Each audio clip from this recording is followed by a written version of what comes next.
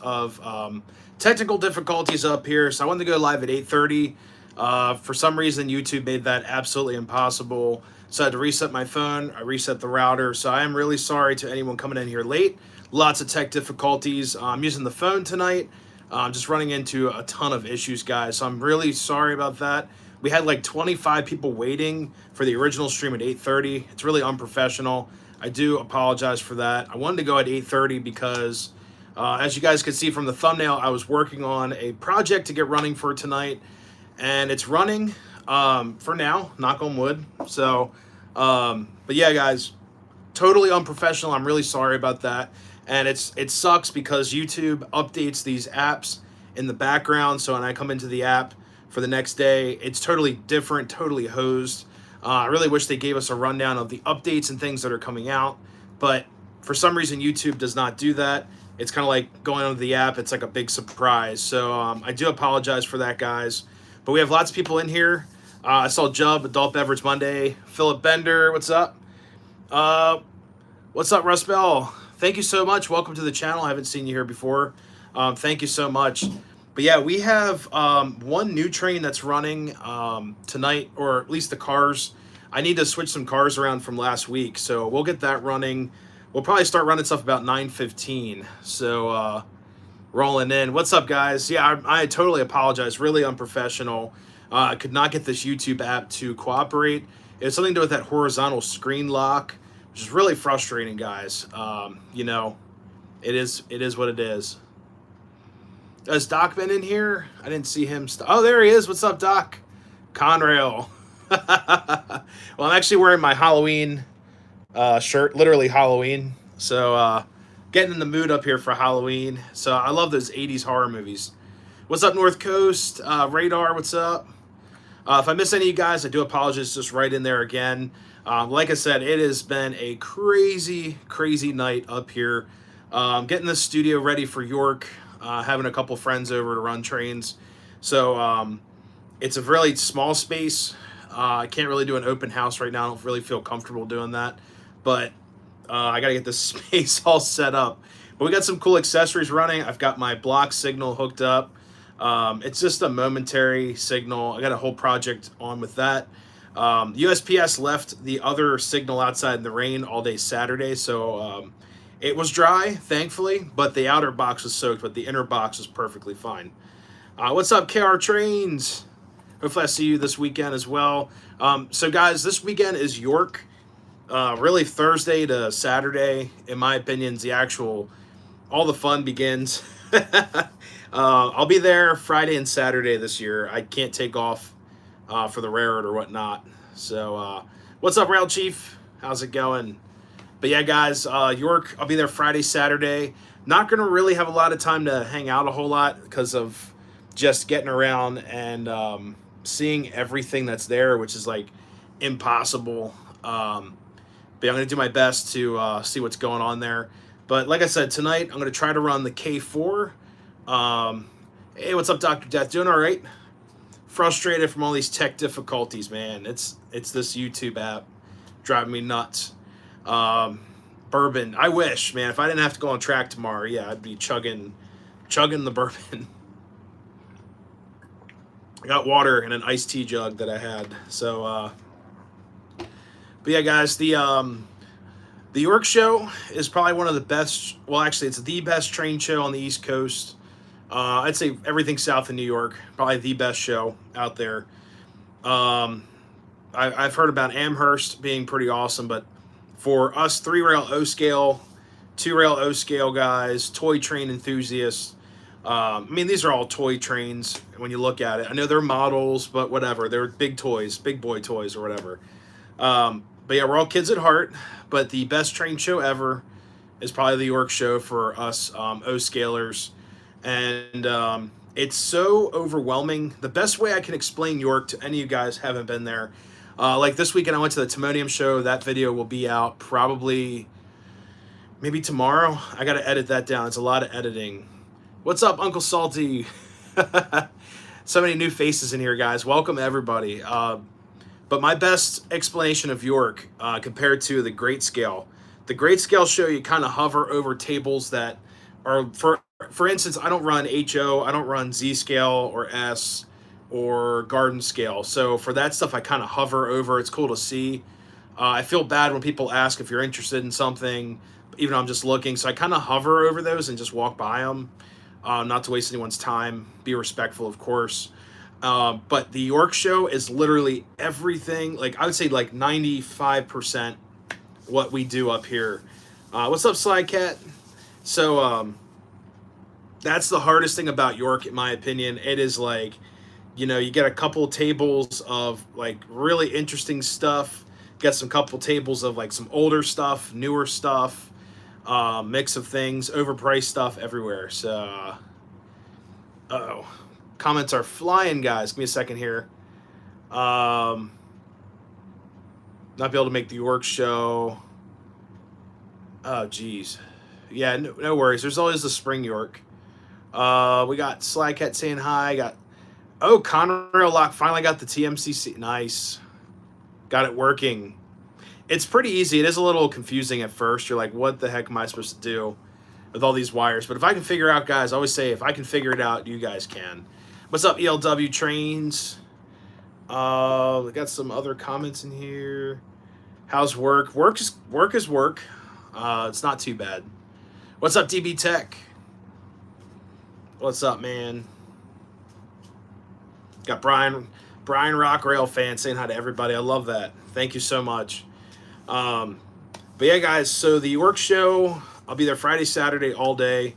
Gonna run around like a nut on Friday looking for everything that I'm interested in. What's up, AV Savannah?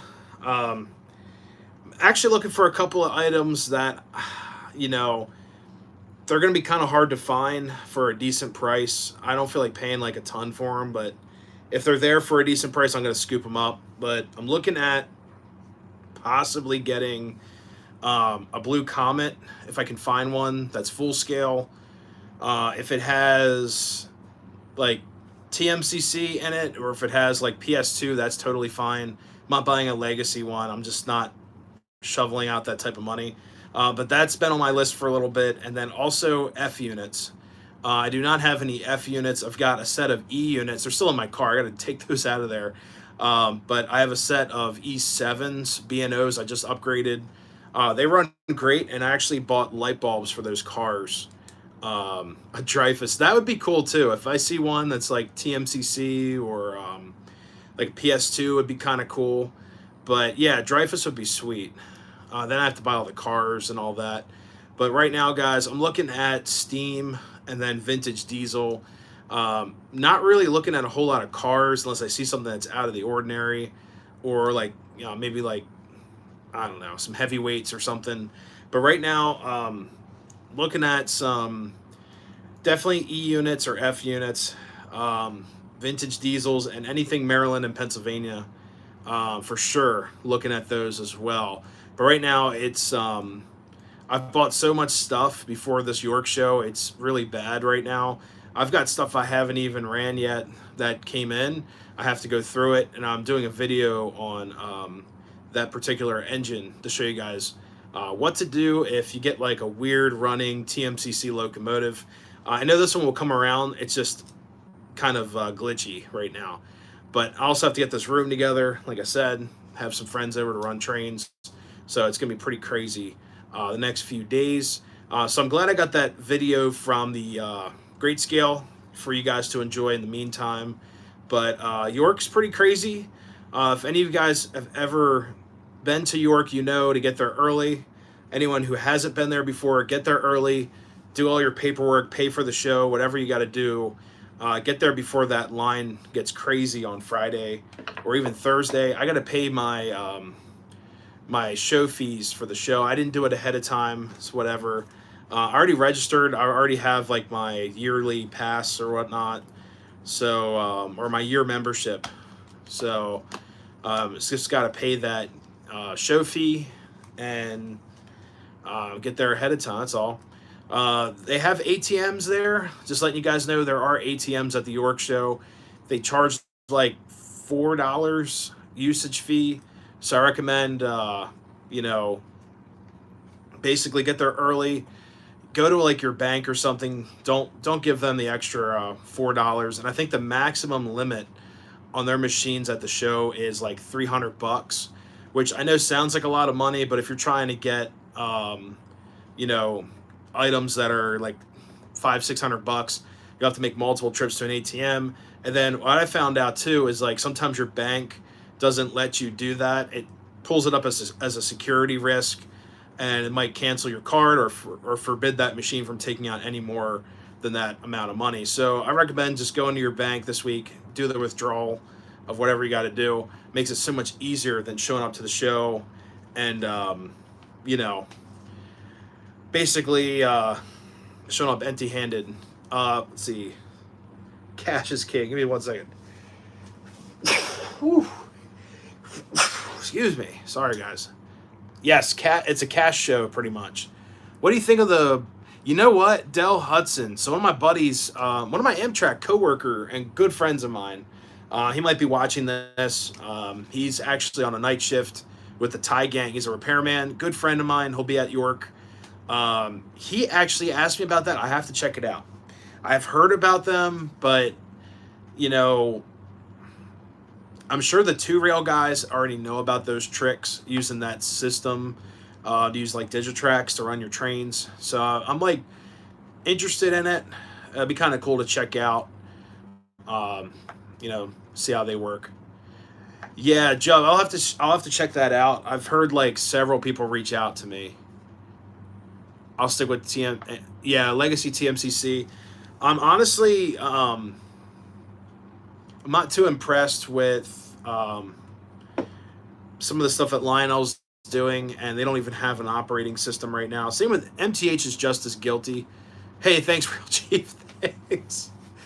Oh man, yeah, I've got allergies, guys. They're cutting the cornfields down around my house. That stuff is just everywhere right now. It's like hay fever dust. But yeah, thank you so much. So with the operating systems, I actually saw a really witty comment. I loved it on the I think one of the O-Gauge pages. I think it's like Henning's O-Gauge page that I'm on all the time. Someone wrote a comment. It's like, it's awesome that Lionel's testing the triplex with a remote that they don't even sell anymore. I thought that was just brilliant. It's like it's like a perfect shot. But yeah, MTH is working on theirs. I've heard this year it's probably not going to happen this year. What's up, David? How's it going? This year it will probably be another year past since Lionel and MTH promised us the new operating systems. I've heard some issues with MTH, so I'm thinking MTH is going to be like early to late winter. That's what I'm suspecting. And then Lionel, whenever, probably like the summertime. It's probably about the same time they released number 90 as a legacy locomotive. So, you know, it's going to be pretty crazy. Cab 2. I've got a Cab 1L, which is a legacy remote, but it's a Cab 1 platform. I love it. I think it runs better than the actual legacy remotes. It's sleek. It doesn't have the antenna sticking up. So I'll probably do up here, guys, I'll probably hook up eventually I'll hook up a Cab 1L. So the L stands for legacy. Cab 1 is just the remote platform. It works a lot better for spaces like mine. The signal's a lot stronger. But so far the Cab 1 is great. The Cab 2 is that giant legacy controller and all that. The triplex, it's coming out soon. I know they're still like in workings with it. I don't really watch the Lionel stuff. I'm kind of fed up with the new stuff. Just not too happy with what they're doing with the new stuff, you know. What's up, Zane's Electric Trains? That sounds nice. Lionel's not going to be there, unfortunately. Let's see. I got a couple other comments in here. No screen. Yeah, I don't need the screen. Like, honestly, it's pretty easy, guys. Like, 1's volume down, 4's volume up, 2 and 3. I can just go through it right now. Let's see. Where's my engine at? So let's activate the engine. I just hit ENG, type in the number 13. Then I hit the whistle to start her up. So 1 is volume. You have to hit aux. So you want to turn your volume down. Volume down is 4. Sorry, volume up is 1. 2 is your crew chatter. 7 is like the dispatch sounds. You are cleared for departure. 3 is... That is actually... Usually 3 on a diesel is labor up and down with 6. 5 is like a shutdown. 7 is your crew chatter. 8 is your smoke unit off, which does not work on this model right now because of the radio board. 9 is smoke on, and if you hold 9, it's your smoke boost. 0 is like a reset feature. Don't really mess with 0, but I mean, it's a great running remote, and you can dial it in.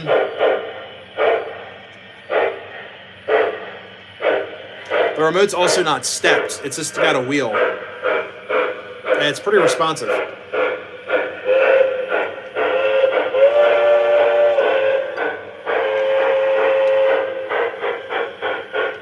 So, yeah, pretty easy to use. But if you guys could hear, I added 4 revolutions per chuff. Or 4 chuffs per revolution. Sorry, I got that twisted.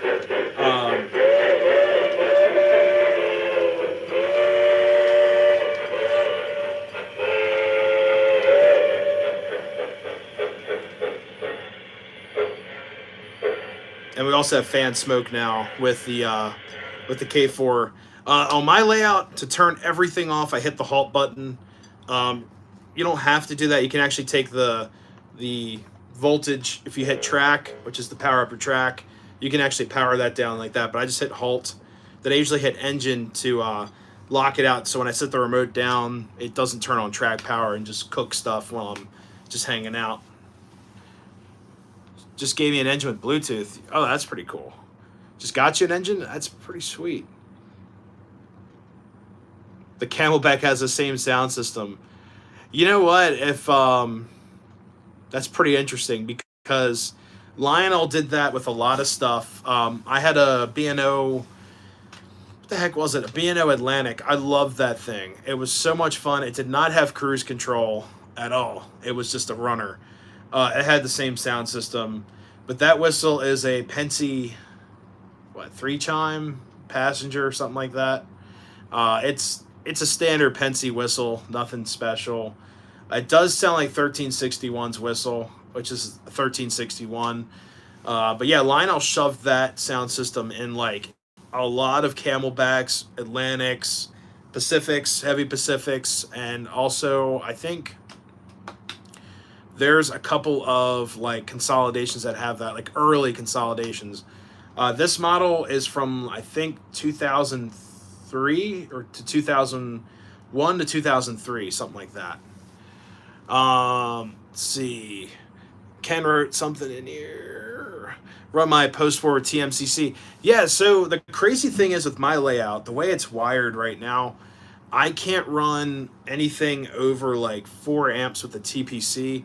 It freaks out. It actually shuts everything off. But on my inside track, which is fine, I'm running at like 200 watts or 180 watts. I think it's 230 watts on the inside track. Yeah, I can crank on that. It's got the Power Master, which can, I think, go through about, Power Master can hold up to, I think, 4 amps or so. It's pretty crazy. But yeah, I run post-war on the inner loop, which is fine because it's 054. It actually looks really nice. And run my pre-war stuff on there too. Now, the big thing is the engines will run on my outer track, but if you put a whistle tender, because that relay is closed, draws a lot of power compared to just having like a plastic shell tender. Yeah, it shorts out, or not shorts out, it overloads the circuit on the TPC, shuts it down entirely. So just a couple things there, but I really do enjoy running a little bit of everything on this layout. And I use this remote right here.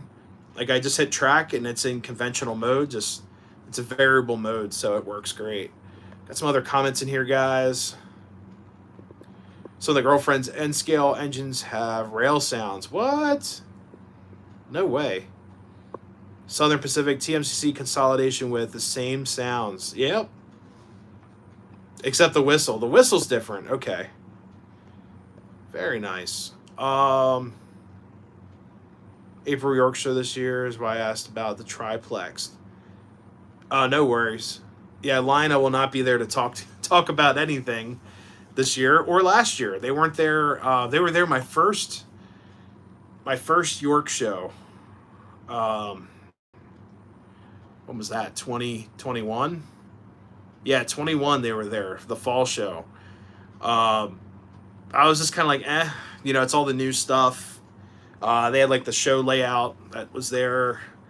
It was just kind of like, Lionel's here, and people were asking him questions, and eventually, like, I remember just seeing those guys disappear for a little bit, and people would ask him more questions. They'd get kind of frustrated, and people would ask him for parts and things. They're like, oh, we don't have that. We're just showcasing the new stuff. Call the parts department that we're working on. Compared to MTH, actually brought stuff to sell. They brought a lot of stuff to sell. They brought like smoke units, smoke resistors, smoke wicks, smoke fluid, I believe, traction tires, minor parts here and there, light bulbs, all kinds of like part things that wear out fairly quickly on these engines. So I thought that was a really nice touch that MTH did. And that was last York too. That was the spring York. They didn't have to bring anything. They could just showcase their new tooling for stuff, but they brought stuff for people to buy so they can make a little bit of cash at the show. So, if I see smoke units this year, I'm buying them for sure. It's going to be awesome. But yeah, for anyone going to York, like I said, your Orange Hall before most of those tables will take credit cards. Most, if it's like a big name, big brand, like Mr. Muffins, Train World, a lot of the smaller hobby shops there will take credit cards.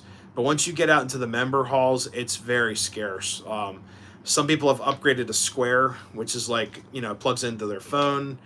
But a lot of guys are still old school, cash, bring out the cash, pay for your trains. This year I also noticed that like they asked for like tax ID numbers.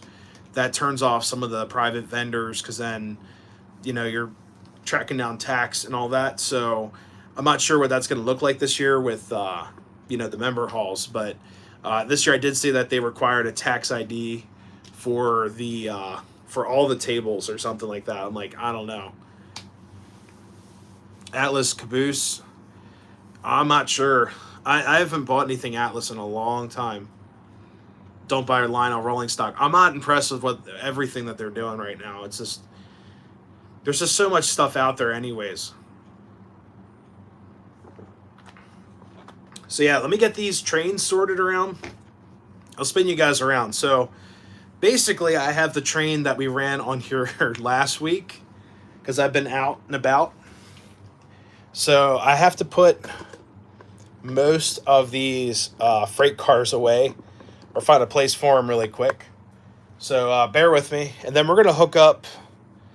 Well, actually, in the meantime, I can clear out 2-track and hook up the coal train that we're going to run. And guys, I did buy some stuff at the Great Scale Show. I bought a dealer appreciation set of coal hoppers. And they're not just any coal hoppers. They are the Buy War Bonds hoppers that they came out with. So I thought they were different for sure. And we'll have to run those a little bit too. Die-cast coal hoppers. I have 3. I have 3 K-line ones. I just don't like how heavy they are. That's my only complaint. Other than that, they're pretty cool. But I'm just not much of a die-cast fan because of just how much weight. Whoops.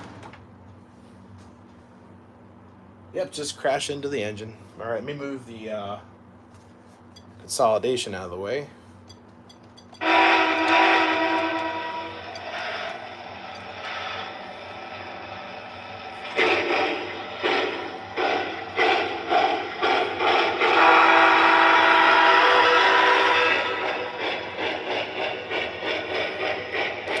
Oh, the tooling was old K-Line Atlas. Okay.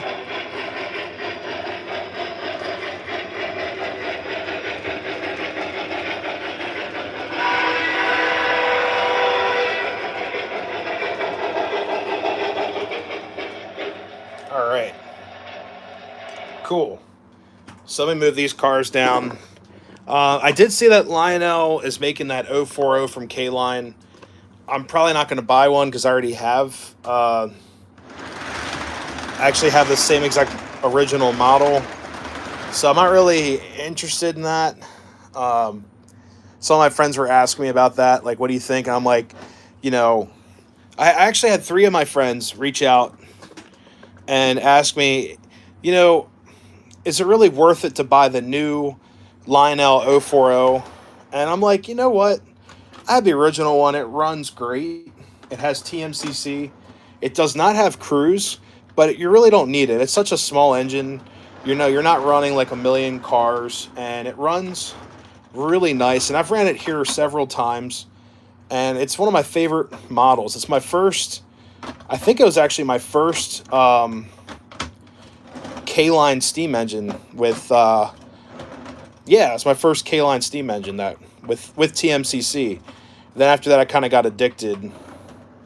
Well, the wicks you showed in the Iron Horse video, yeah. Well, actually, Dr. Death, I would buy. I would actually just wait for a train show and get the post-war wicks. Yeah, technically they will work, but honestly, there's a different material that Lionel uses in those that's a little bit more.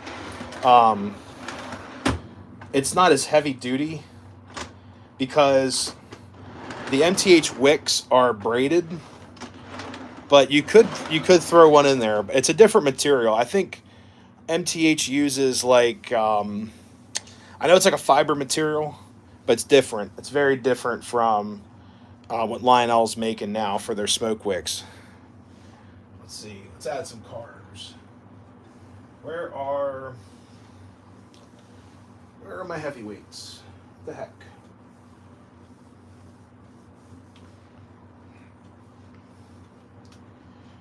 I thought I had more cars. Oh, I do. I'm losing it. The cars are on 2-track. What the heck?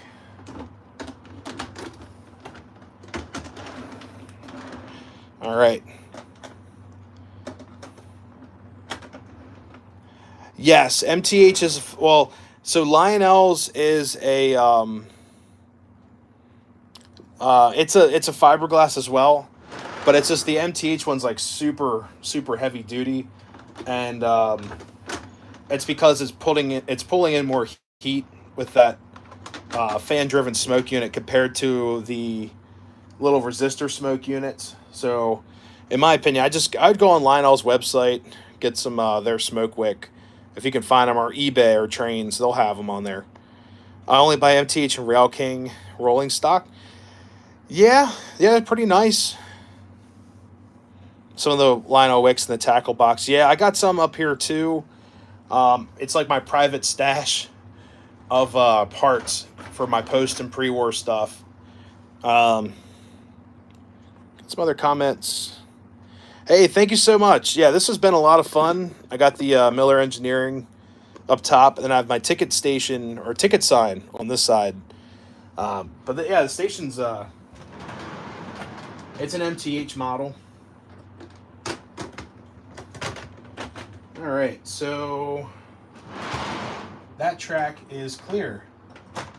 So while I figure out what to do with like 25 box cars, I'm going to run some trains for you guys. We'll run the little consolidated. I'll keep you guys in the Railfan Park, so I've got tons of room to work. Thinking about actually upgrading the Railfan Park a little bit. I'm not sure what to do with it. I've thought about putting maybe like a building here or something. But I do like how open that is. So let's get that 280 running. It's TMCC. I know it's an older Lionel, but she's got cruise, and it's an awesome little runner.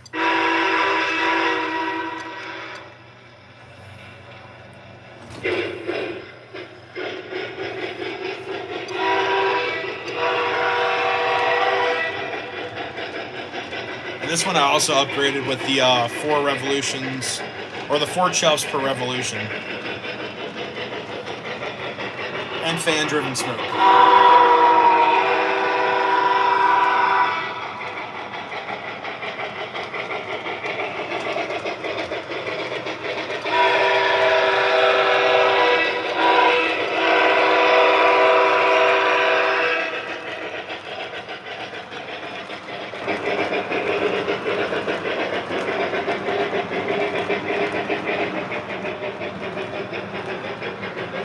All right, so let's clean up some cars here.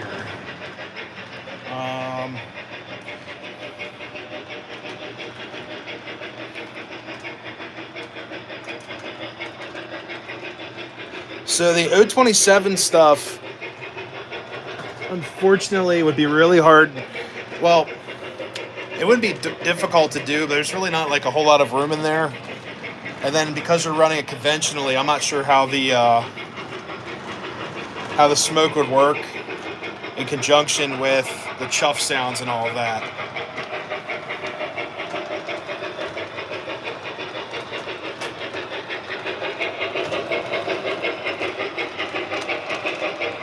Plus, I'm all out of... Oh, cool. Well, welcome. But yeah, guys, I'm actually all out of smoke units right now. I've got one K-line fan smoke unit. I got to put in something. I might just keep it as a spare for my Plymouth, because I've rewired that Plymouth several times, and yeah, they're decent smoke units. You just can't crank on them.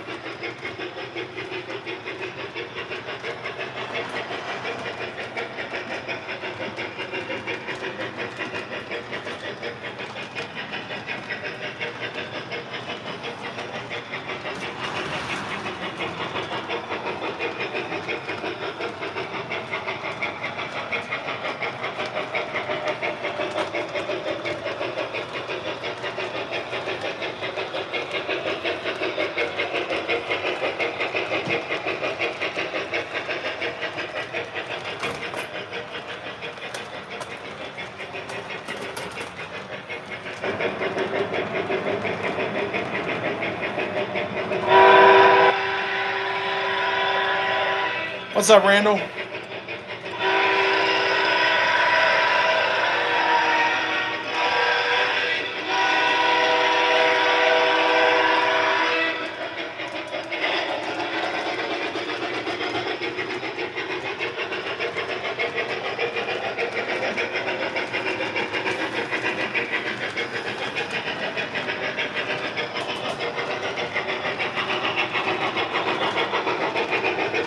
Guys, just a handful of cars left.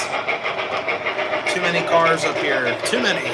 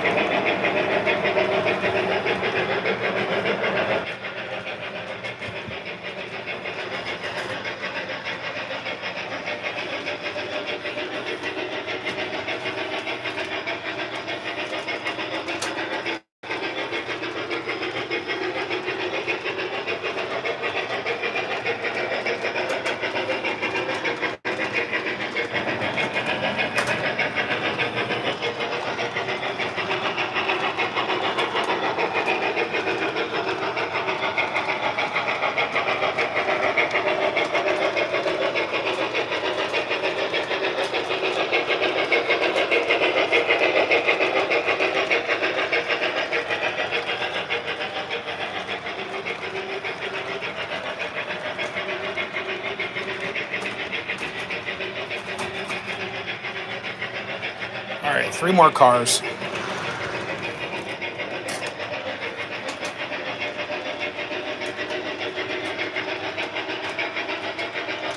right, I'm just gonna put these on the floor for now. I'm officially out of room, so let's see.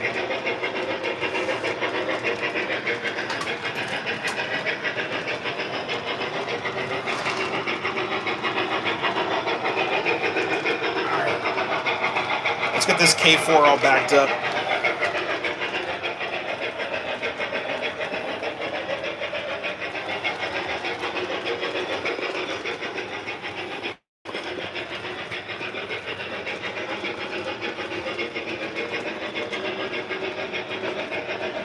All right.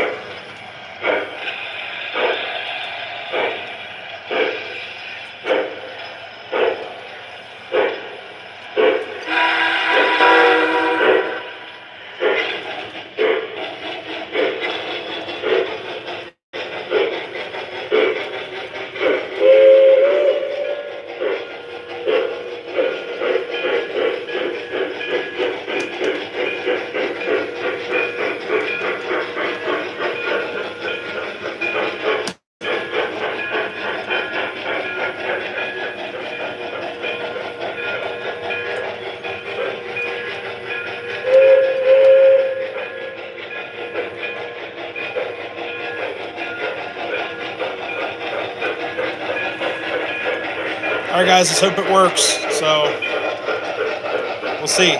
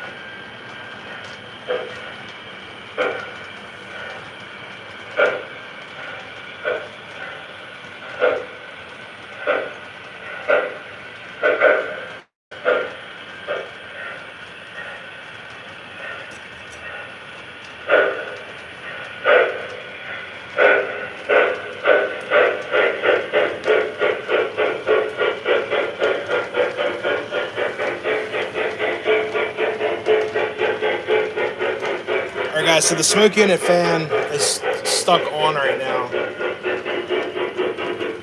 So that's the problem I was trying to fix before. So I gotta figure out a way to fix that.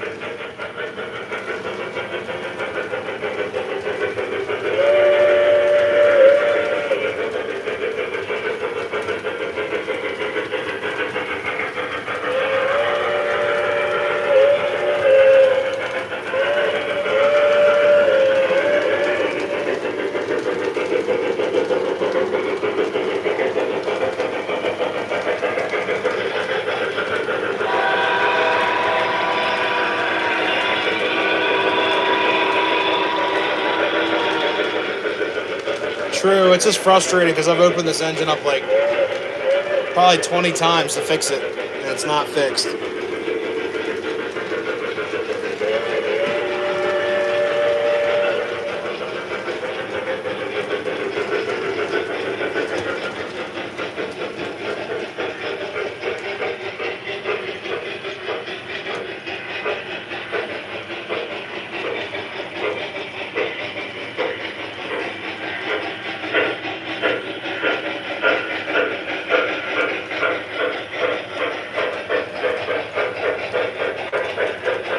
Chuff sounds good.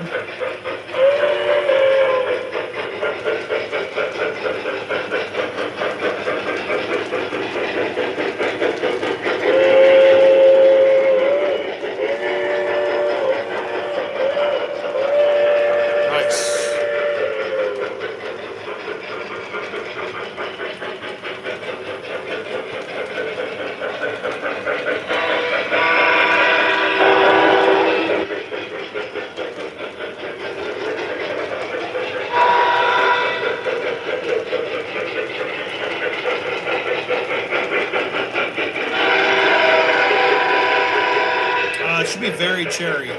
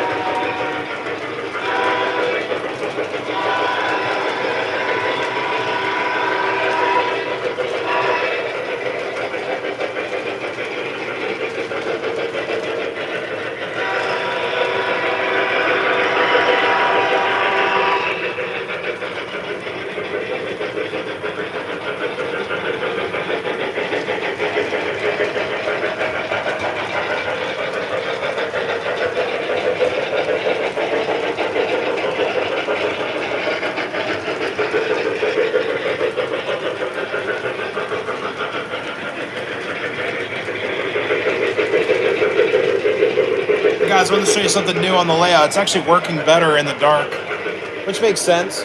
But over here, this is going to be a project for sure I'm going to show you guys how to do for a very, very affordable price. Now, it's hard to see. I'll zoom in. Give me a second here. So there is the block signal I have had on the layout for months. I'd say like 4 or 5 months just chilling here. So this block signal is actually hooked up to a relay. Let me turn these chuffs down.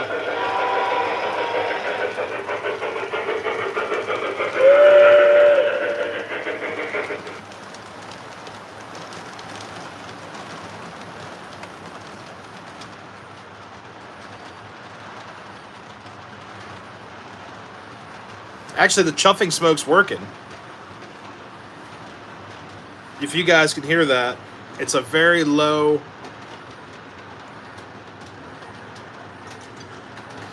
Let me actually stop the train on track 2. The smoke unit is working. It's really hard to hear. But really quick, so engine 13. So I can stop the engine right at the signal.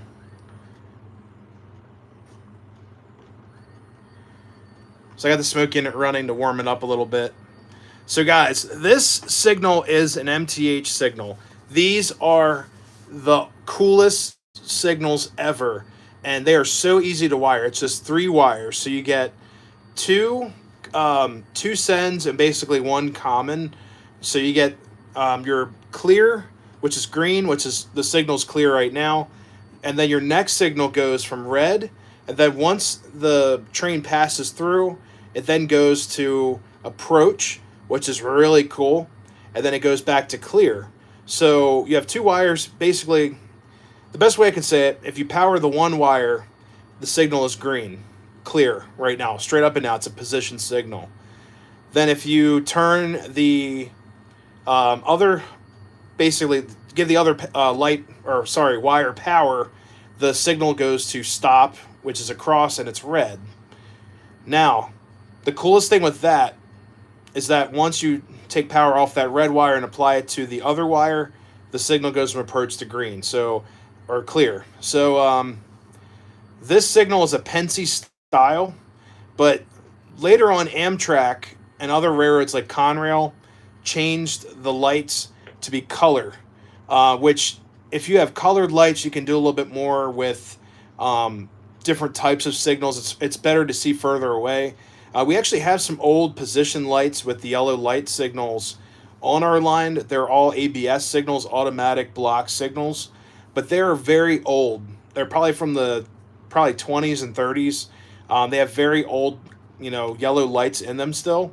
But the coolest thing with this position light, it kind of gives you the old school look of a Pensy position signal with the modern flare. So if I run stuff in film in black and white, it'll still look yellow. But if you run stuff that's more modern, it still kind of fits. So it's kind of a timeless signal right here. The yellow light signals on eBay go for a crazy amount of money. But these are awesome. So I have this wired up with a relay. It's not a timed relay, and it's hooked up to an optic sensor, which is a time circuit. So you get 8 seconds plus or minus once the item triggers, and the trigger is the light sensor. So it's an infrared beam. It's shooting up through the track, and I have a bunch of those line out IR sensors, but they just take up so much room, and I've had so many issues with the accuracy with them. Them working better at night versus during the day, or vice versa for some. They're just very inconsistent. So I ended up buying these optic sensors on Amazon. It was like $9, and you get 10 of them or something like that. It's very affordable, and you wire it up with DC. DC, I believe 4 to 20 volts DC, which is really cool. So what I did was I hooked up my power supply. I've got a rectifier board, branches this down to 5.5 volts DC for my relay circuit. The relay is actually in the switch tower. So my switch tower is officially now acting as a switch tower. So the relays are in the basement. And if I show you guys real quick, check this out. You can see a green glow in the basement of the switch tower. That's the relay.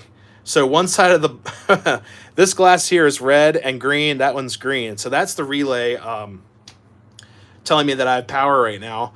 And I glued them on the back of a piece of plastic with the power board so I can add another relay. So the video I'm eventually going to do to show you guys, we're going to add the signal right here facing the opposite way. A lot of block signals, like ABS signals, they'll be facing the same way. So you'll have a set of two, both facing the same direction. Then on the other side, you'll have two facing that direction. But automatic block signals are slowly disappearing. We're using different territories now on the railroad. I believe it's called 560 territory.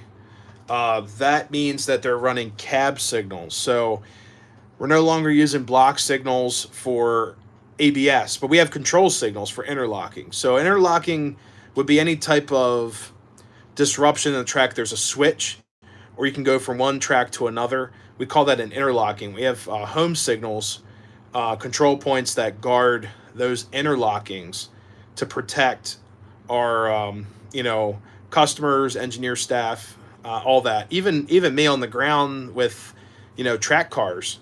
If you leave a block clear and there's a whole track car move in there, it could be horrible, catastrophic.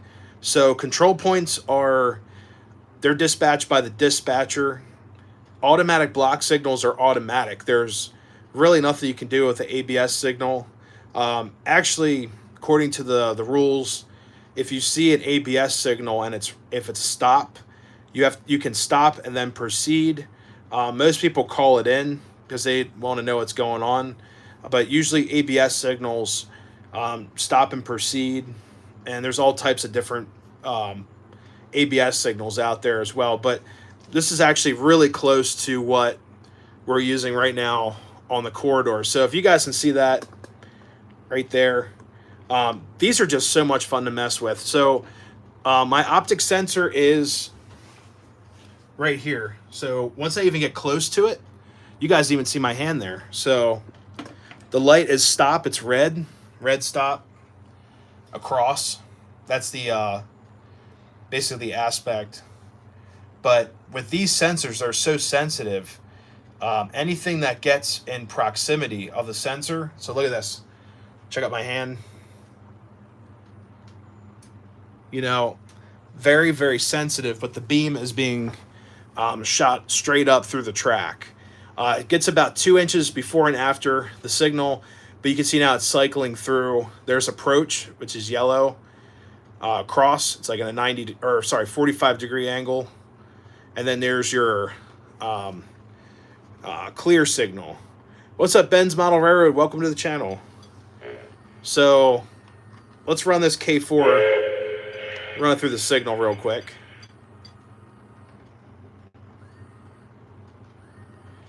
And there you go. You have a stop signal. All right, so these signals were behaving much better in a darker environment. They actually call these body sensors because they pick up movement, but it's really just infrared bouncing back. But at night, it looks like these are working much better because before I was filming with the lights on up here and the daytime lights, and the signal kept on switching. So like right now it's switching. It just went back to stop. So it thinks that it's nothing's in front of it because it's actually resetting or recalibrating.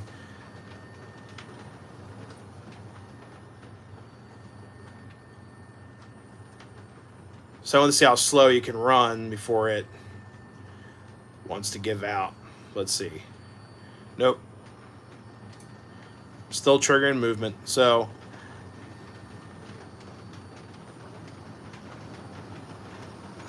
and once it clears, like I said, it's going to go to an approach and then clear.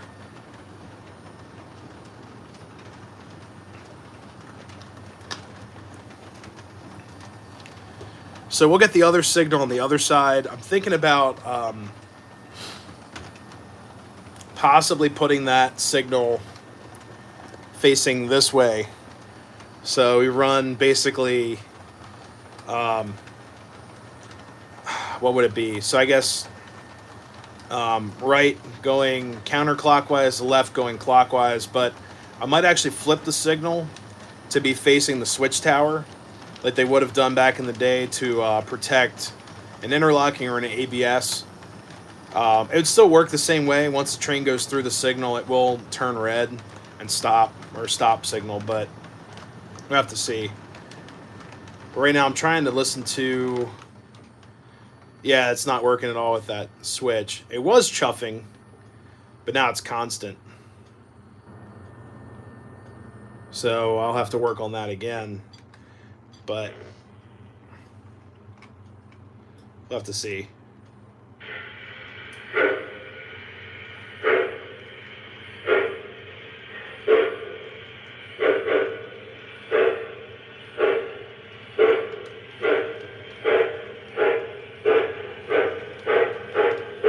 My only other option, I think, guys, it's pulling too many amps or something through it. It's heating up and closing that circuit. Right now, we're just going to run it.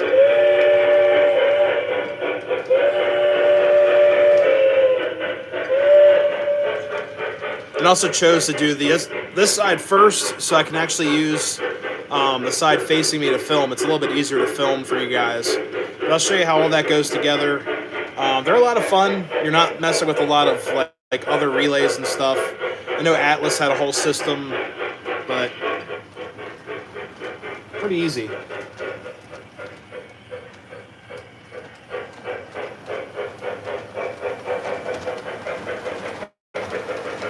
All right, guys, let's run some trains. So put this coal train back together. And this is actually the set of cars I got at the Great Scale Show. They are Buy War Bonds cars from MTH.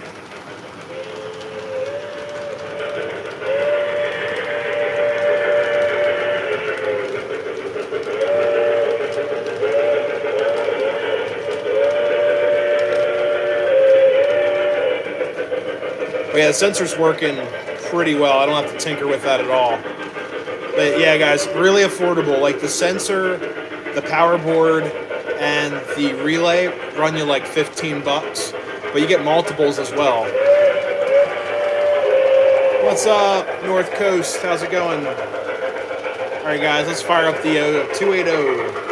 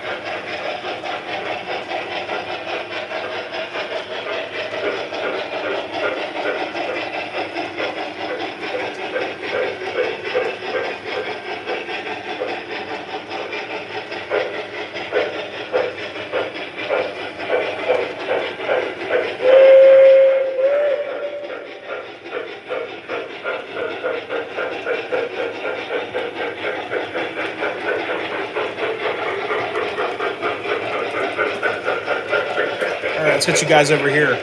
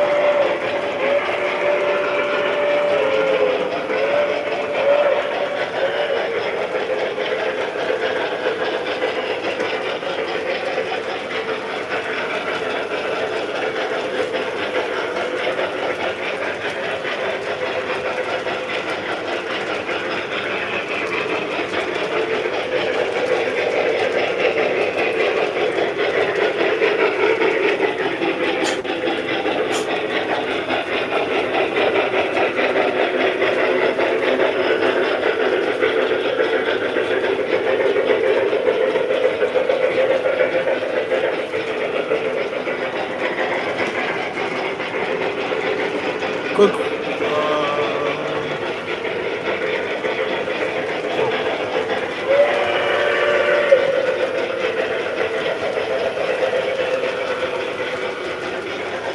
The smoke actually looks like it's chuffing. Just not sure what the circuit's doing in there, so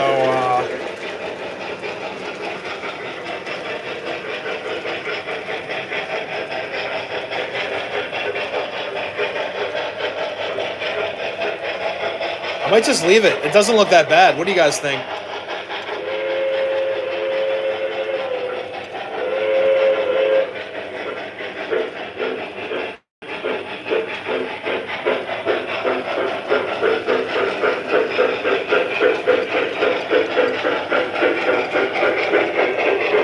I might just leave it puffing. Hey Ben, thank you so much for stopping in. Have a great night.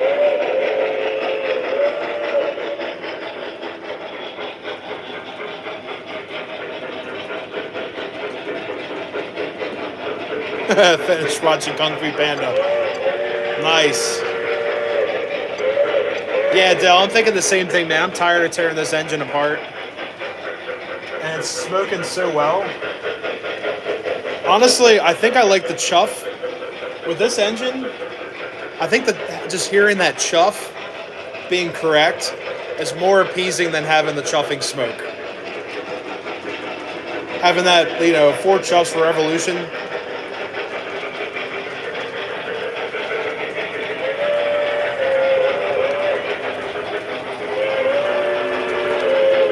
I think that is just way more soothing to me. Like, I feel like I conquered the engine.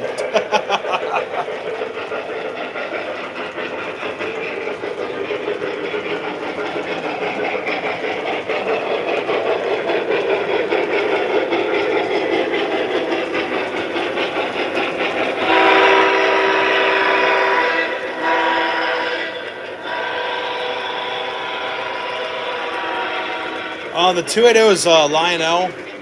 The K4 in the back, it's a K-line.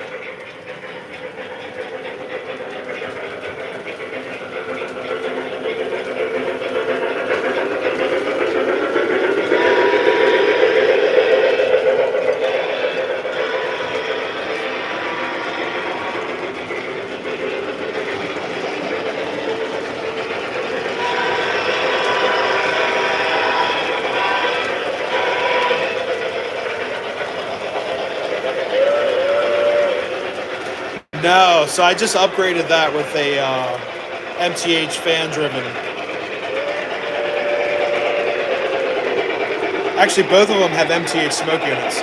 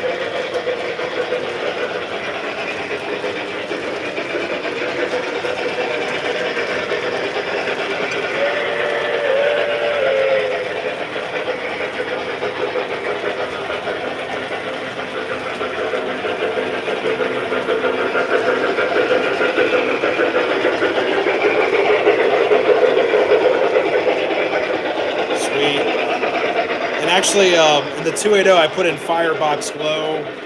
I put a flicker bulb in there, so it's from Evans Engineering. So you get a little bit of animation there too.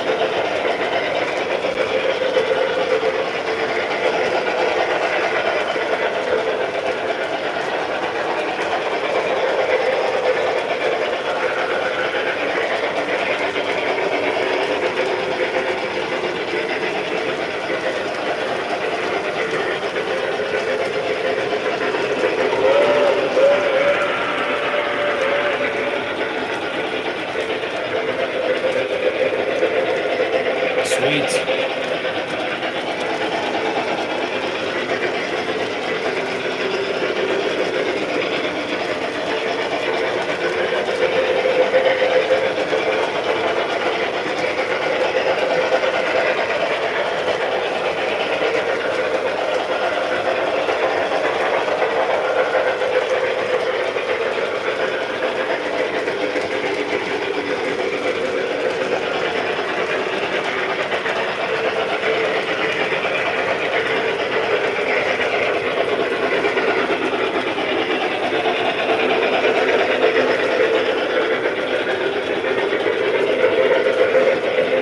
Guys, a couple of things. We'll probably go to about 10:15 tonight. A little bit shorter stream, but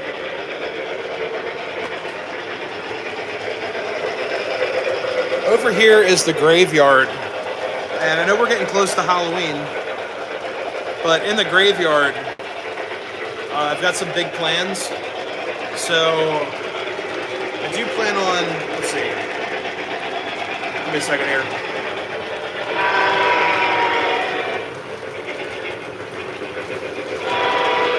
Turn on the volume a little bit. So the graveyard, I've got a lot of upgrade ideas. So let's see. So with the graveyard here, I've got a couple lights that have burned out. So what I'm going to do is actually hook up a whole light system, and I bought a sound card, so we can actually do a little bit of a lightning storm over here. We'll have some spotlights and stuff with LEDs hooked up, and that'll be another tutorial video right in time for Halloween. Hey Rose Jewel, how's it going? So yeah, I thought that'd be a lot of fun to do for a Halloween project. I did this last year. I put in the Lemax building, or I think it's what, Department 56 or Lemax. I think it's Department 56, and it really didn't get a lot of traction, but I thought it'd be kind of fun for Halloween. But we do have a couple lights that are burned out. Beetlejuice stuff, no, it's Spirit Halloween, man. It was totally stocked of Beetlejuice. But we're gonna get the building lit up over here. Got the record shop. But yeah, I've got some ideas going. So for the graveyard, we're gonna have a thunderstorm. I've got some new figurines for the graveyard. We're gonna have a thunderstorm and sound. I'm gonna hook that up with a relay to get sounds going in the corner. So when the train comes by, or we can actually just put it on play mode, it'll be like a thunderstorm going off in this corner of the layout. So nothing too crazy. You're not gonna do like the clouds and stuff. I've got a lot of my friends that have put the whole thunderstorm kit on their layout, but I'm not gonna do that. It's just a really small portion of the layout, but it's gonna be a lot of fun. So we'll do that for a video. If it works out, I'll post the video, but it should be done by the time Halloween is around. But yeah, those boards should be here, I believe, Wednesday. I'm also going to use those soundboards to put in custom sounds inside of cars. I found out actually how to do that recently, so we're gonna have all kinds of cool stuff.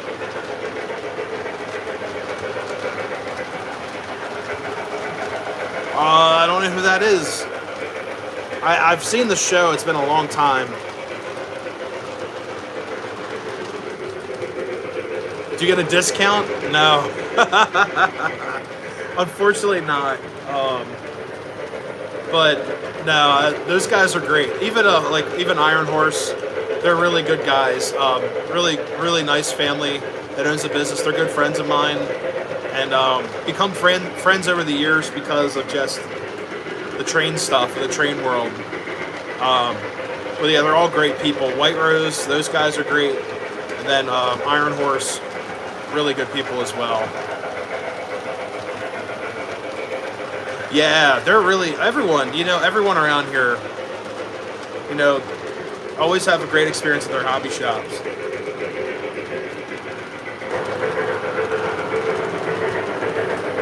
Yeah, the K4 is really smoking. I think it looks pretty good.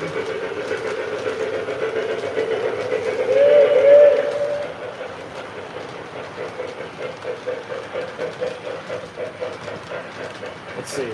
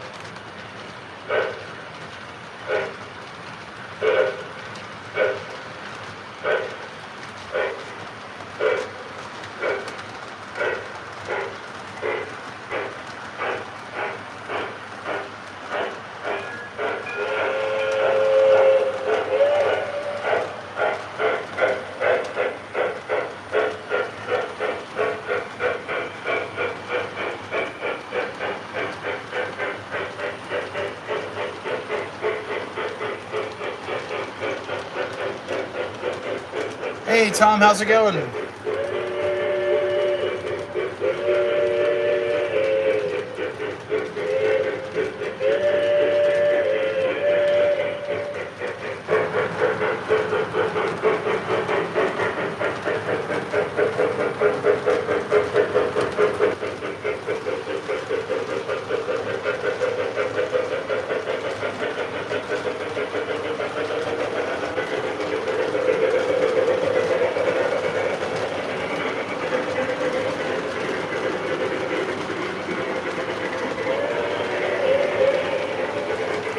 Menards Game of Thrones on my layout. Toilet Factory. Oh God. Put it next to Taco Bell. That's hilarious.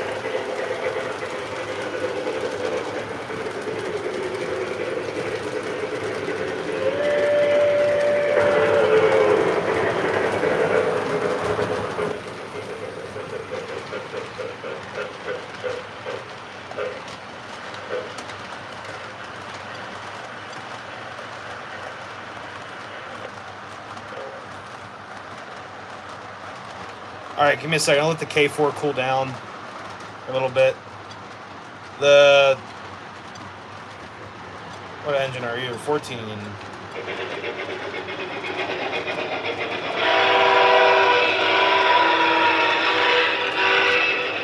Engine's still going strong.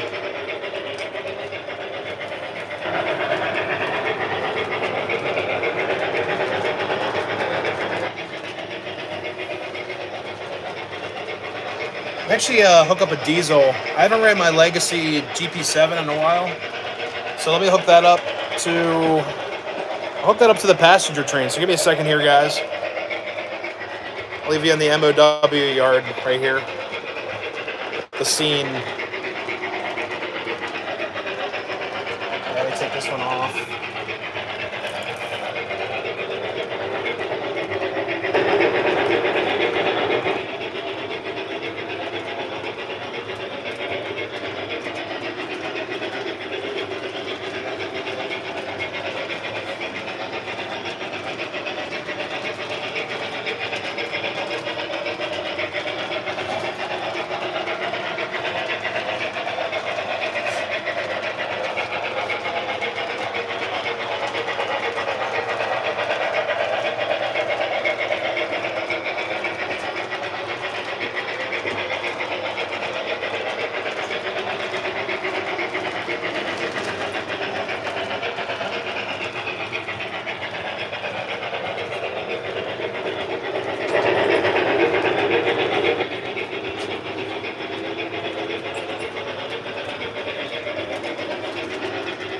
All right. Let's get the Jeep fired up here. Like I said, guys, we'll go till about 10:15.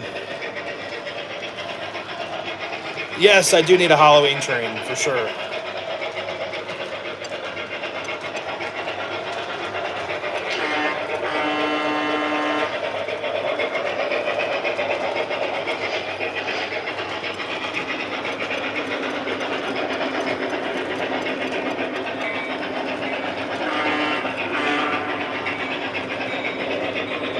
Hey, Job, have a great night.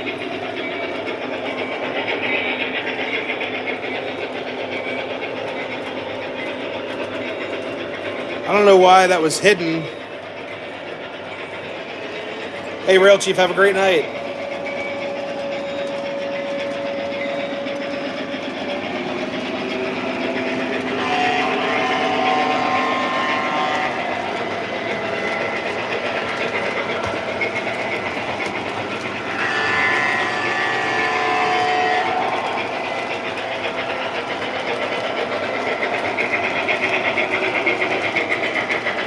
Oh, accident. Okay, no worries.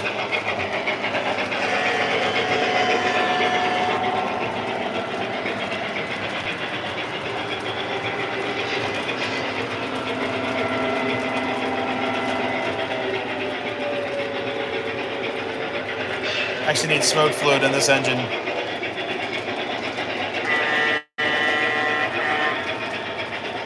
Give me a second here, guys.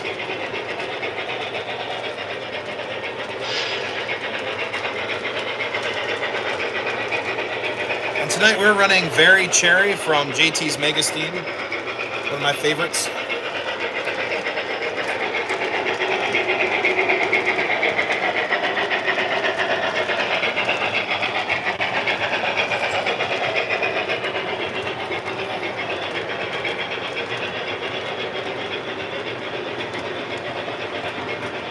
Here we go. Yeah, Halloween trains, they're hard to find for a decent price. And then it's so seasonal, you know. It is what it is. But I think they're cool.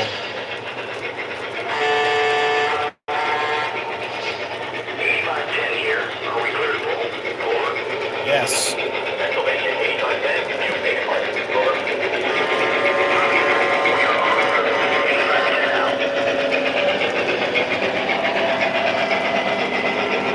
How much fluid? Oh geez. Usually like just like if it's like a Mega Steam eye droplet, just fill up the bottom portion of it. And then just gauge it from there, and then I use it to blow air into the smoke unit.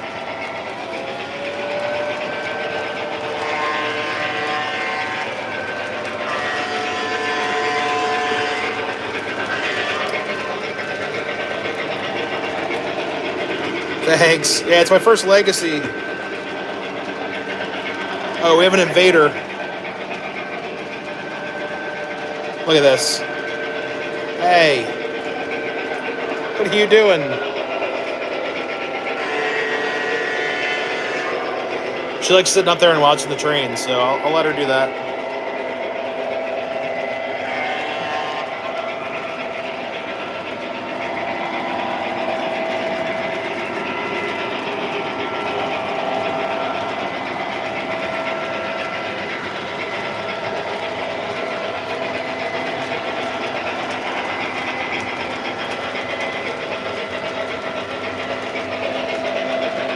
Yeah, it's Chessie.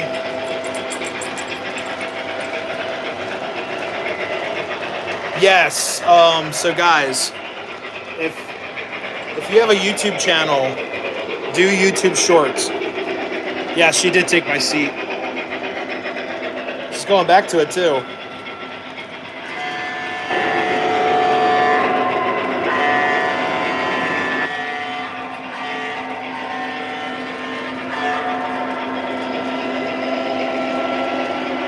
Yep, she's going back.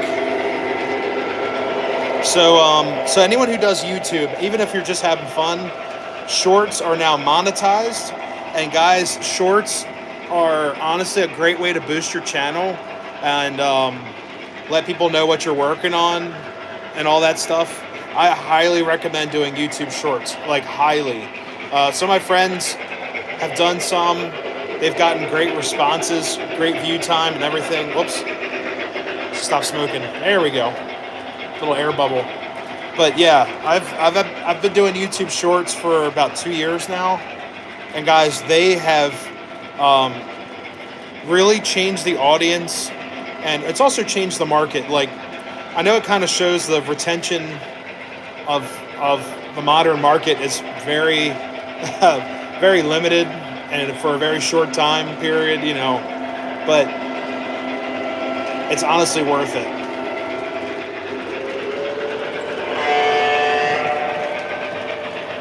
Like every night after a stream, I'll do a couple shorts up here and just to get something up on the internet for that week.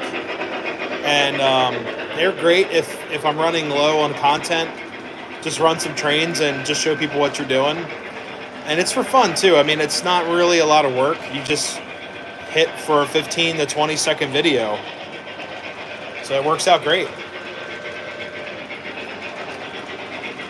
Yeah, Tom, definitely. I'd do a ton more.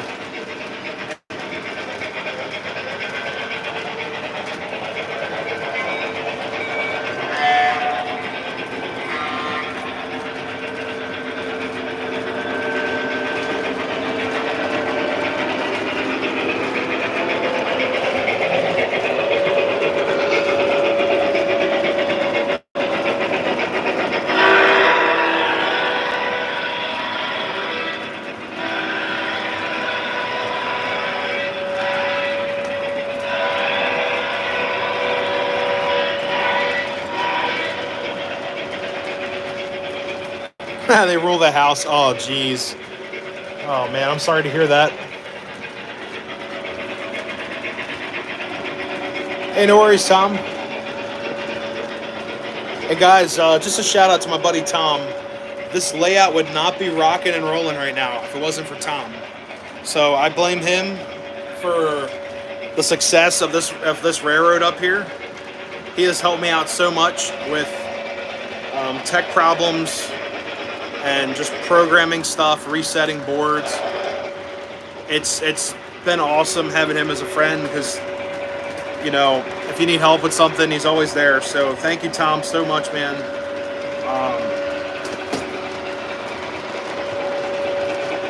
One of these days we'll get him up here, but we'll see.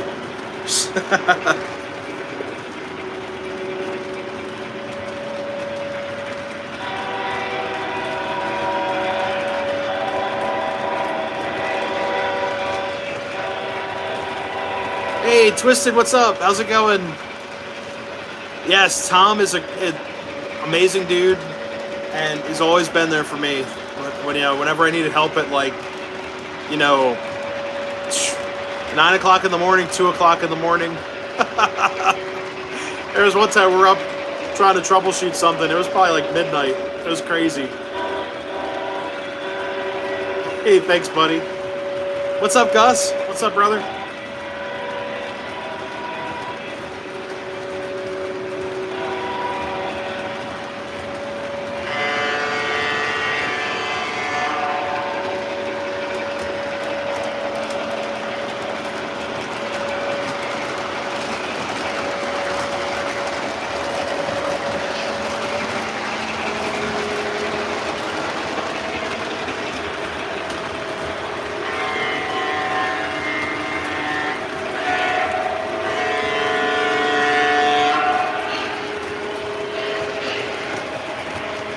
Hey, Bill, have a great night. Thank you so much for stopping in. Oh, sorry. Oh, you're just coming in. I'm sorry. Who was I saying goodbye to? Misunderstood. Oh, sorry. I read the wrong comment there. Bill, welcome to the channel. I'm so sorry. Radar's here. What's up?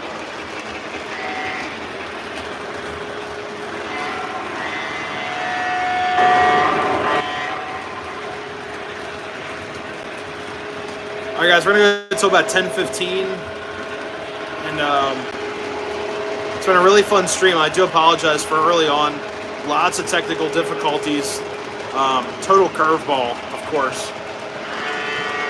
But it is what it is. We're here running trains.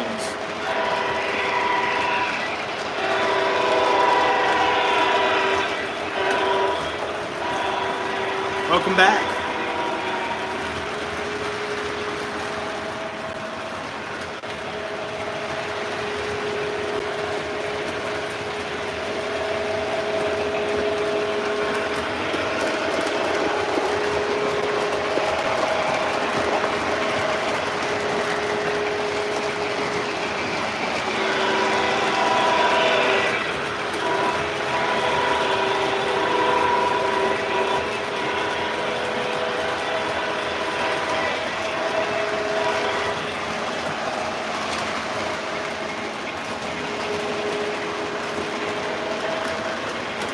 Yeah, this is a good way to make Monday a lot more enjoyable. I do look forward to the stream, and I do apologize, guys. There's been some crazy weeks this year.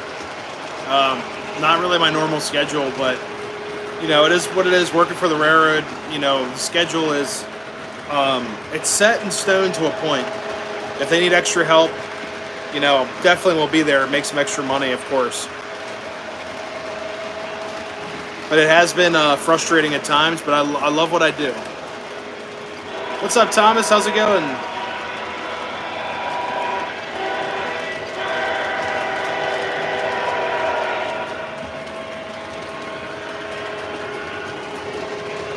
All right, the Jeep is going 29 miles per hour according to the rail speed accessory. All right, let's see how slow this engine's going here.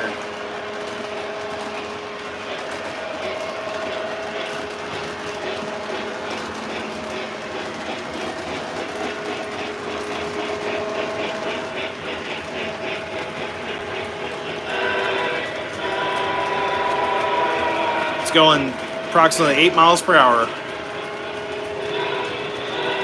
It is their schedule. I know what I signed up for. It's been pretty good, though. Can't complain. It's been pretty good to me.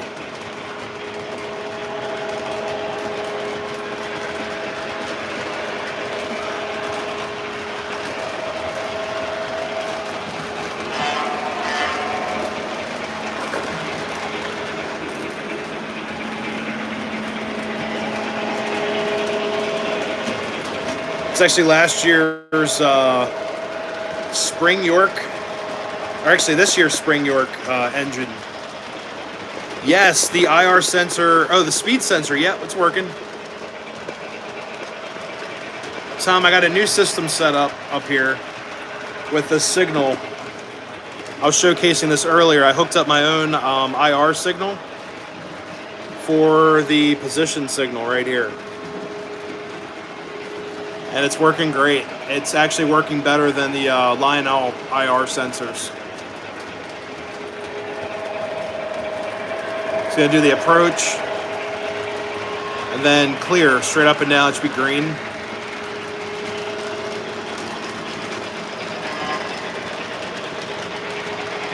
This is kind of fun. Now you can do crazy stuff.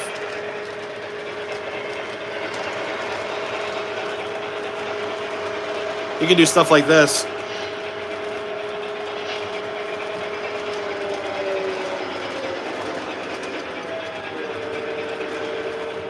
I'll probably end up doing a short of this later. Oops, let me turn off 2-track.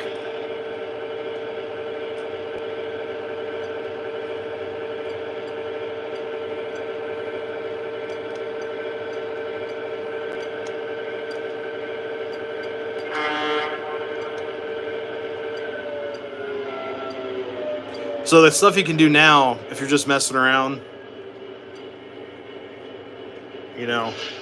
Pennsylvania 8510, please hold. Over. NT 8510 here. Are we clear to pull? Over. Pennsylvania 8510, you beg your pardon. Over. Copy. I've got green. 8510 out.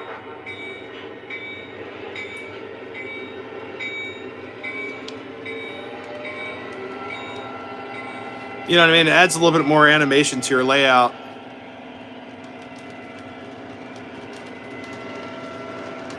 And for the most part, you might see it correct itself like right there, you know, going from approach to stop.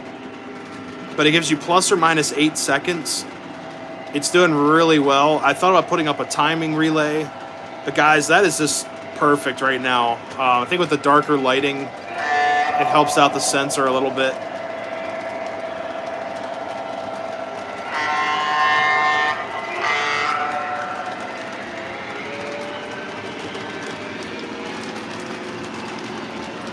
Turn the revolutions all the way up, or the labor, make it go like, pretend it's like a really heavy train.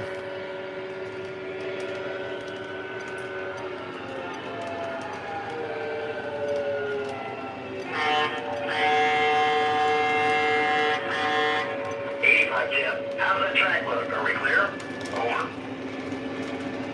Affirmative 8510. The track. Hey, Brian Rock, thank you so much for stopping in. Yeah, Tom, a lot of you guys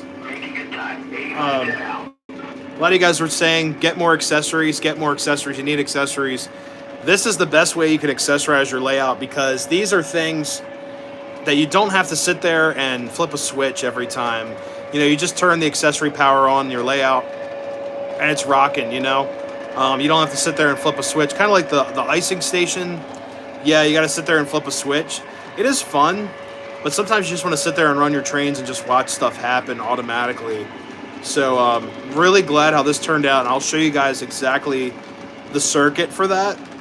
Well, basically, what I'm thinking about doing is doing a bench circuit to show you guys what's inside of the switch tower for that. Because there already is a power board in there and a relay. I just have to add a relay. I'm gonna use the same power board. I think it's right now it's at like 5 volts DC, and then the lamp itself, the accessory is at 14 volts AC. It's what's required of it. So it's hooked up to the accessory power for the ground and the power side. But the power board's putting out, I think it's like 5 volts for the relay circuit. And the relay switches between the two ground wires, or common wires. So just really basic, but I'll show you guys how to do it. It's really easy, and everything's inside the switch tower. So if you pull the switch tower up, I'll show you guys this. There's the brains of that right there at the green light. There's your power board over here and your relay. You'll hear it click, and it's tripping the relay circuit.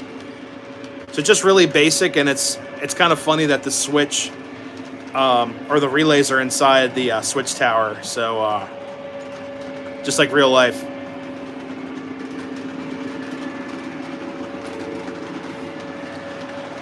All right, guys, it's 10:20, so let me spin you around real quick.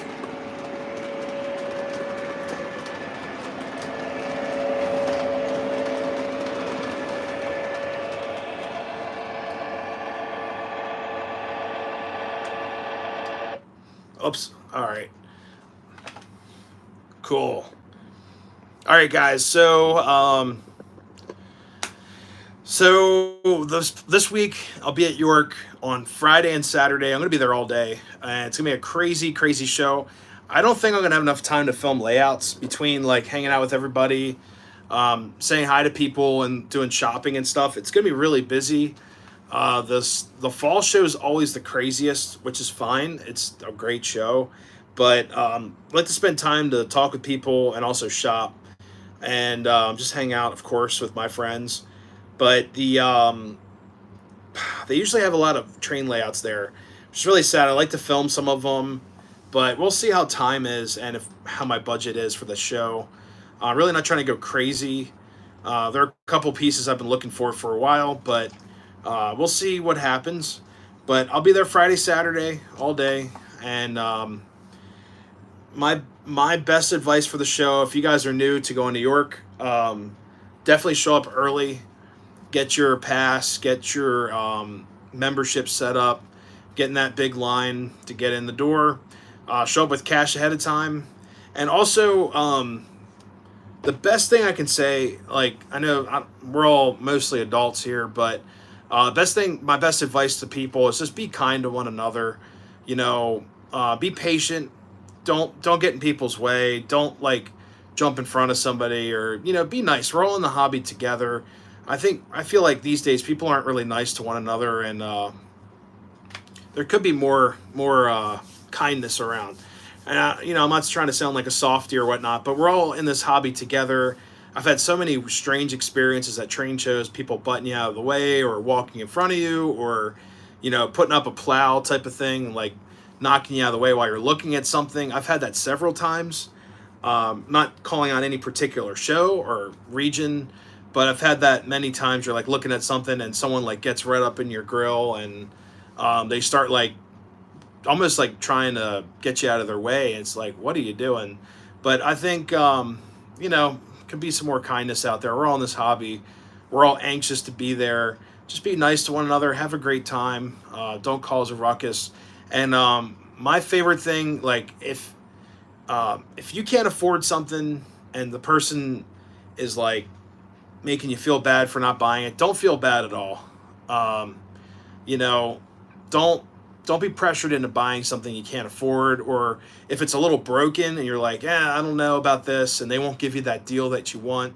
It's okay to walk away. Don't feel bad about walking away from um, from deals that you think are just crappy. It's the best way I can put it. There are several times at York I've looked at certain cars like Weaver cars and these buy war bonds cars that I've been picking up. I've got 10 now. I think, yeah, 10. Um, yeah, excuse me. Thank you. Thank you. Always thank people when you buy something. Thank you so much. Really appreciate it. That really goes a long way. And also have a good show. That goes a long way too. Just be nice to one another, guys. It's, we're only here for a certain amount of time. A little bit of kindness goes a long way. But for anyways, I was looking at a couple cars last year, and this guy wanted like $45 for a Weaver car, and it had something up with it. I'm like, yeah, I don't know. And he was like, I'm not doing anything lower than that. And I said, well, can you throw in like bundle? Can you do two cars for 50? And he was like, no, and got like all PO'd, whatever. It's not worth it. It's really not. If someone's giving you an attitude, or you know, if they're making you feel bad for not buying something, walk away. I mean, what are they gonna do? They can follow you around. I've had that happen. I've had people barter from across the train show. I went to like a Kutztown show, and this guy would not sell me a single car. I asked for one car. It was a Western Maryland boxcar or hopper, and he had like some like Weaver car that was a commemorative car. I'm not a commemorative car person. I've got like 3 or 4 commemorative cars. I've got the Horseshoe Curve boxcar, which is a real boxcar. But I bought one for like the Pennsylvania Railroad Museum. It's a Weaver car. Couple of Ives cars that are like Toy Train Museum pieces that are like fantasy, but you still run them and stuff. They look great. They're not like whimsical. But this car was, yeah, I'll talk about that in a second while we're here. Might as well go to 10:30. What the heck? So there was this car.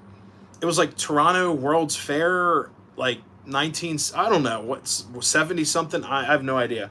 And I was like, man, I just want this Western Maryland. He's like, well, I'm selling them together. And I said, look, I'll pay you $30 for this car. I really don't want the other car. He's like, no, both for 50 or something.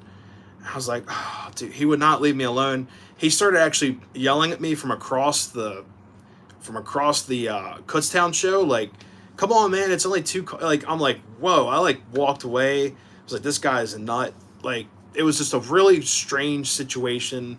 Don't feel bad, guys. It will happen, especially with the way money is right now, and people are going to be, I think, a little bit more forgiving to sell some stuff to make some extra cash, because the economy and everything else going on in the world. But just be kind. Don't run into that situation. But the situation DB Tech's talking about, I was at Kutztown again.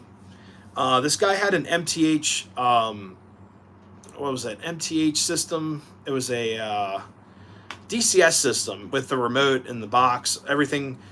And I was like, can you guys like work for me on this or something? I think he wanted like $500. I'm like, yeah, I can't really do that right now, but thank you. He had an Amtrak toaster.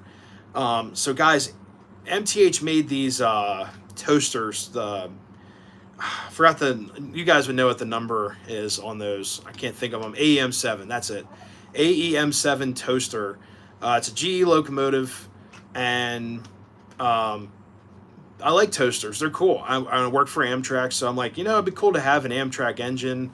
I've got an AM fleet set of cars that I have nothing to run with. This guy was like so like crazy about this price for this engine. He wouldn't part it for more than $300 or for any less than 300. Like, man, it's got Protosound 1. I'm gonna have to gut this thing. I can't even run it on my layout because the Power Master doesn't accept Protosound 1 at the club. It would just tick everybody off being conventional. So I kind of just told him, it's like, would you do like $100 for? He like totally lost it. So, it is what it is. But guys, just have fun, take it easy. If you can't get something that you're looking for, it'll be around again. I promise. A lot of people out there will say, these are hard to find and you'll never see it again. Well, the next train show you'll see it again because most likely they won't sell it. So just keep that in mind too. It's always that, the barter line right there. You'll never see this again. Okay, well, in about 5-6 months, I'll come back and I'll see it again. So keep that in mind too. Just have fun, guys. But yeah, it's a hobby. It's not it can be a job. Like, yeah, I do make a little bit of money from YouTube. It's not a lot, but it's a couple bucks here and there every other month or whatever. And, it can be a job, but going to the York show it's not a job. We're there to have fun, But anyways, guys, with that little bit of knowledge right there, hopefully you guys have a great week. If I see you guys at York, say hi. Great to see some of you guys out there. It's going to be really busy, and I can't wait to shop around, hang out with some friends. They always have like some decent food there too, like some junk food. I always look forward to that, like some state fair food trucks. So, all right. But anyways, guys, hopefully you enjoyed this live stream. It's been awesome having you guys here. It was great testing out the K4. I'm just going to leave it as is, let it smoke up everything, just let it do its thing. But anyways, guys, have a great week. Have a better week because it's York week. And stay safe out there. Stay strong. Have a great rest of your evening. Until next time, everyone, happy railroading. We'll see you next time. See you guys.